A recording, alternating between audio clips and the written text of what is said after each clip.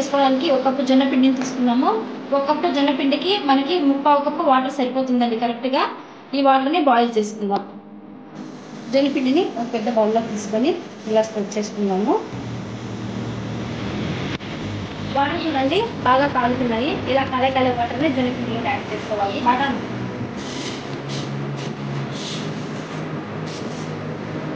ఈ పిండిని ఇలా బాగా మిక్స్ చేసుకోవాలి. పిండిని ఇలా కలుపుకున్నాక పిండి పూర్తిగా ముద్దగా ఉండకూడదండి, ఇలా తడిస్తే సరిపోతుంది. 1 కప్పు చల్లని తీసుకోవాలి. అలాగే రొట్టె అద్దుకోవడానికి కొంచెం త్వరగా తీసుకోవాలి. ఇప్పుడు ఈ పిండిలోకి కొంచెంగా చేయి తడి చేసుకోవాలి, అంతే అండి. చేయి తడి చేసుకొని పిండిని బాగా మిక్స్ చేసుకోవాలి. చూడండి పిండిని ఇలా బాగా మెత్తగా ఇలా కలుపుకున్న తర్వాత దీంట్లోంచి కొంత భాగం పిండిని తీసుకుందాము. ఇలా రౌండ్గా బాల్ లాగా చేసుకోవాలి.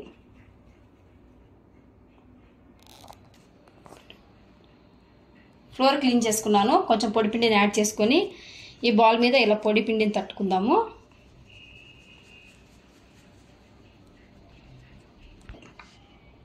ఇలా బాల్ లాగా చేసుకున్న తర్వాత దీన్ని పొడి పిండి మీద వేసుకొని ఇలా ఫింగర్స్తో మాత్రమే ప్రెస్ చేసుకోవాలి. ఇలా తిప్పుకుంటూ ఇలా ప్రెస్ చేసుకుంటే సరిపోతుంది.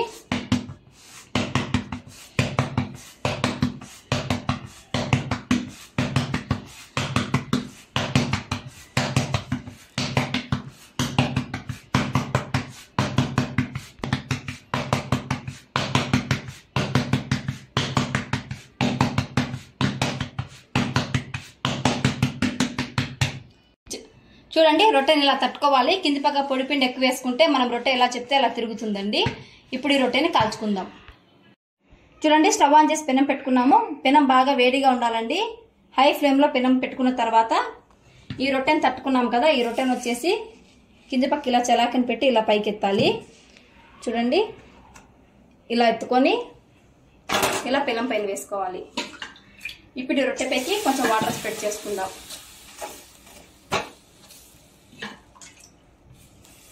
మీకు చేత్తో వేసుకుంటే అలవాటు లేని వాళ్ళు క్లాత్ తీసుకొని క్లాత్తో కూడా వాటర్ అద్దుకోవచ్చండి. చూడండి చిన్న బబుల్స్ లాగా వస్తున్నాయి కదా. రొట్టె ఒక పక్క బాగా కాలింది. ఇప్పుడు ఇంకో పక్కకు తిప్పుకుందాం. చూడండి రొట్టె ఈ పక్క కాలింది కదా, ఇంకో పక్కకు తిప్పుకొని కాల్చుకుందాము. నేను చెప్పినట్టు చేసినట్టయితే చూడండి జొన్న రొట్టెలు ఇలా పూరి పొంగినట్టు పొంగుతాయండి.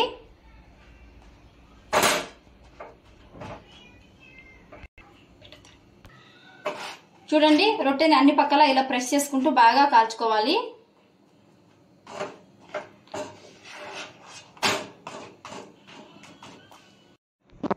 మనకు 2 పక్కల రొట్టె బాగా కాలింది. చూడండి వేడి వేడి జొన్న రొట్టె రెడీ అయిపోయింది. ప్లేట్లోకి సర్వ్ చేసుకుందాం.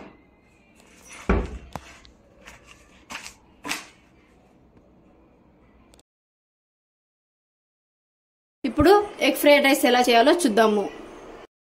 ముందుగా ఎగ్ ఫ్రైడ్ రైస్ చేసుకోవడానికి రైస్ ని బాయిల్ చేసి పక్కన పెట్టుకోవాలి.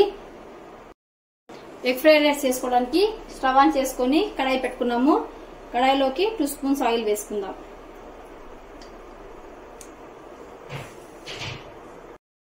ఆయిల్ వేడెక్కింది.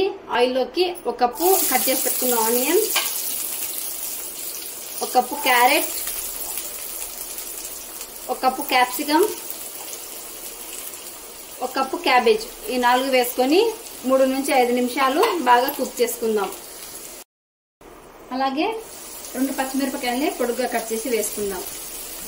కలుపుకుంటూ 2 నుంచి 5 నిమిషాలు బాగా మిక్స్ చేసుకోవాలి.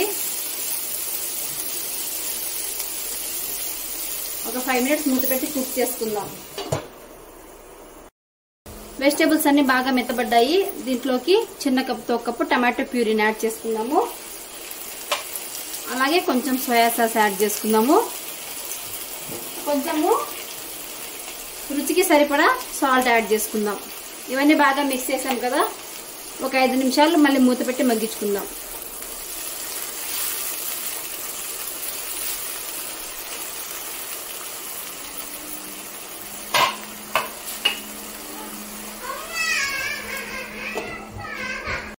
ఈ వెజిటేబుల్స్ లోకి కొంచెం కారం యాడ్ చేసుకుందాము. ఈ వెజ్జెస్ లోకి 2 బీట్ చేసి పెట్టుకున్న ఎగ్స్ ని వేసుకుందాం. ఈ 2 ఎగ్స్ ని 3 నుంచి 4 నిమిషాలు బాగా కుక్ చేసుకోవాలి. ఎగ్స్ ని కుక్ చేసుకునేటప్పుడు స్టవ్ హై ఫ్లేమ్ లోనే పెట్టుకోవాలి. ఎగ్స్ బాగా మనం వేసుకునే ఎగ్స్ బాగా వేగాయి కదా, దీంట్లోకి మనం ముందుగా కుక్ చేసి పెట్టుకున్న రైస్ ని వేసుకొని బాగా మిక్స్ చేసుకోవాలి.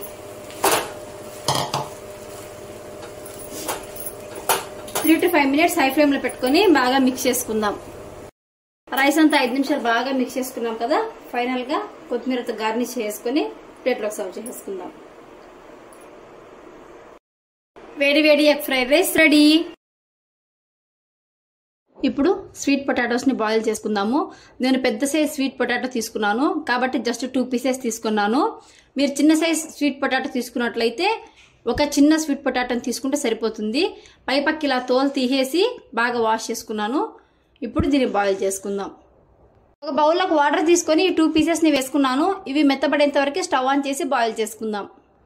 ఈ పొటాటోస్ లోకి కొంచెం సాల్ట్ యాడ్ చేసుకుందాం.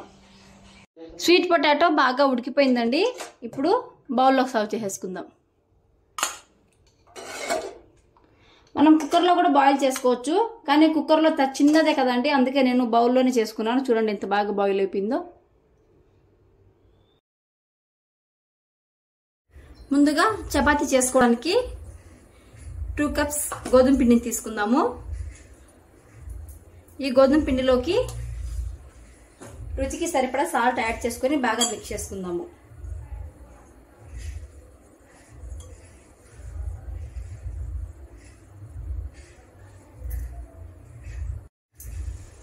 బాగా మిక్స్ చేసుకున్నాం కదా, ఇప్పుడు ఈ పిండిలోకి కొంచెం కొంచెంగా వాటర్ని యాడ్ చేసుకుంటూ బాగా నీట్ చేసుకోవాలి. ఈ పిండి వచ్చేసి మనం పూరి చేసుకోవడానికైనా, పుల్కా చేసుకోవడానికైనా, చపాతీ చేసుకోవడానికైనా కూడా సేమ్ ఇలాగే కలుపుకోవాలండి. సేమ్ ఈ మిక్చర్ని ఇలా కలుపుకుంటే మనకి అన్ని వంటలకి పనికొస్తుంది. ఇలా కొంచెం కొంచెంగా ఆయిల్ని యాడ్ చేసుకుంటూ ఇలా బాగా మిక్స్ చేసుకుందాం. మనకి 2 కప్స్ పిండికి 1 కప్పు ప్లస్ 1/4 కప్పు వాటర్ అయితే కరెక్ట్గా సరిపోతుందండి. ఎక్స్ట్రా వాటర్ ఏం అవసరం ఉండదు. పిండిని కొంచెం కొంచెంగా ఇలా బాగా నీట్ చేసుకోవాలి.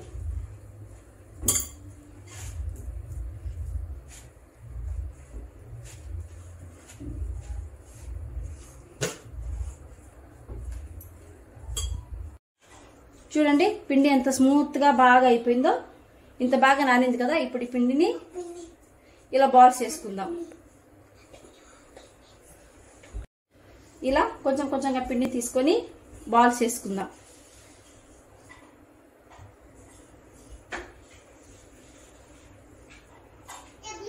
ఇలా పిండిని మొత్తం బాల్స్, ఇలాగే పిండిని మొత్తము ఇలా రౌండ్ గా బాల్స్ చేసుకొని పెట్టుకోవాలి. ఇప్పుడు చపాతీ చేసుకుందాం. ఇలాగే పిండిని మొత్తం బాల్స్ గా చేసి పెట్టుకోవాలి. ఇప్పుడు పరోటా చేసుకుందాం. ముందుగా ఫ్లోర్ అంతా బాగా క్లీన్ చేసుకున్నాను. అలాగే కొంచెం పొడి పిండిని తీసుకున్నాను. ఇప్పుడు మనం రెడీ చేసుకున్న బాల్స్ ని తీసుకుందాము. కొంచెం కొంచెంగా పిండిని వేసుకుంటూ ఈ చపాతీస్ ని ఇలా పెద్దవిగా చేసుకోవాలి.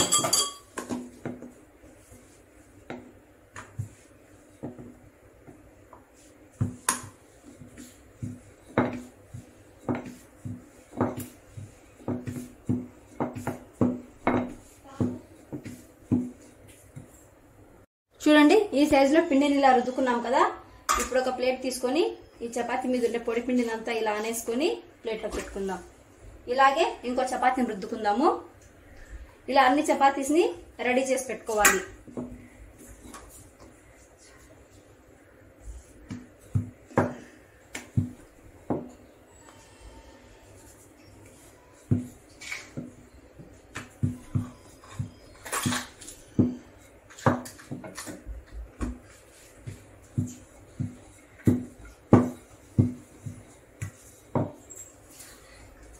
చూడండి చపాతీస్ ని ఇలా రుద్ది పెట్టుకున్నాం కదా, ఇప్పుడు కాల్చుకుందాం.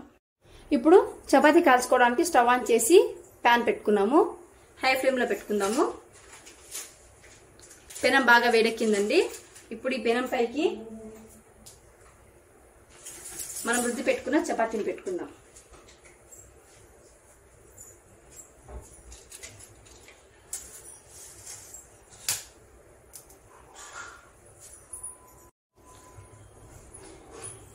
చపాతీ వెనకాల పక్క ఇలా లైట్ గా ఆయిల్ పూసుకోవాలండి, ఎక్కువ ఆయిల్ వేసుకోకూడదు. ఇప్పుడు ఇంకో పక్కకు తిప్పుకుందాం. ఇలా తిప్పుకుంటూ చపాతీని కాల్చుకోవాలి. ఈ పక్క కూడా లైట్గా ఆయిల్ వేద్దాం.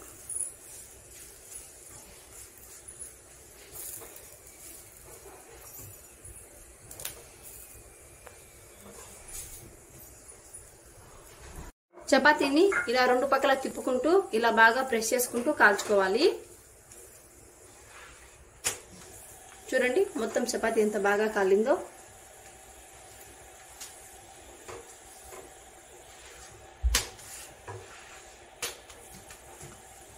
చూడండి చపాతీ బాగా కాలింది. ఇప్పుడు ప్లేట్లోకి సర్వ్ చేసుకుందాం. చూడండి పర్ఫెక్ట్ మెత్తని చపాతీ రెడీ. ముందుగా మష్రూమ్ కర్రీ చేసుకోవడానికి మసాలా పేస్ట్ని యాడ్ చేసుకుందాము. అందుకోసము ఒక 10 గ్రామ్స్ ఎండు కొబ్బరి ఇలా సన్నగా తరుక్కొని వేసుకుందాము. ఒక 4 లవంగాలు, ఒక హాఫ్ ఆనియన్ని ఇలా సన్నగా పొడుగ్గా కట్ చేసి వేసుకుందాము. చిన్న ముక్క అల్లము, ఒక 4 నుంచి 5 వెల్లుల్లి రెబ్బలు, అలాగే కొంచెం కొత్తిమీర. ఇవన్నీ కొంచెం వాటర్ వేసుకొని మిక్సీ పట్టుకుందాము. చూడండి ఇలా పేస్ట్ చేసి పెట్టుకున్నాం కదా, దీన్ని పక్కన పెట్టుకుందాము. ఇప్పుడు కర్రీ స్టార్ట్ చేద్దాం. మష్రూమ్ కర్రీ చేసుకోవడానికి ముందుగా స్టవ్ ఆన్ చేసుకొని కడాయి పెట్టుకుందాము. కడాయిలోకి ఒక 2 to 3 స్పూన్స్ ఆయిల్ యాడ్ చేసుకుందాం.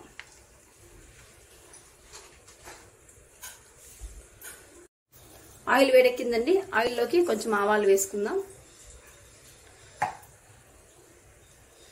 ఆవాలు బాగా వేగాయి కదా, ఇందులోకి కట్ చేసి పెట్టుకున్న ఆనియన్ వేసుకుందాం. అలాగే ఒక రెమ్మ కరివేపాకులు వేసుకుందాం. ఆనియన్స్ గోల్డెన్ బ్రౌన్ కలర్ వచ్చేంత వరకు బాగా వేయించుకోవాలి.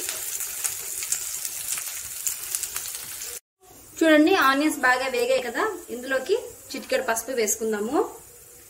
అలాగే ఒక హాఫ్ స్పూన్ కారం వేసుకుందాము. రుచికి సరిపడా సాల్ట్ యాడ్ చేసుకుందాము. కారం పచ్చి వాసన రాకుండా బాగా వేయించుకోవాలి.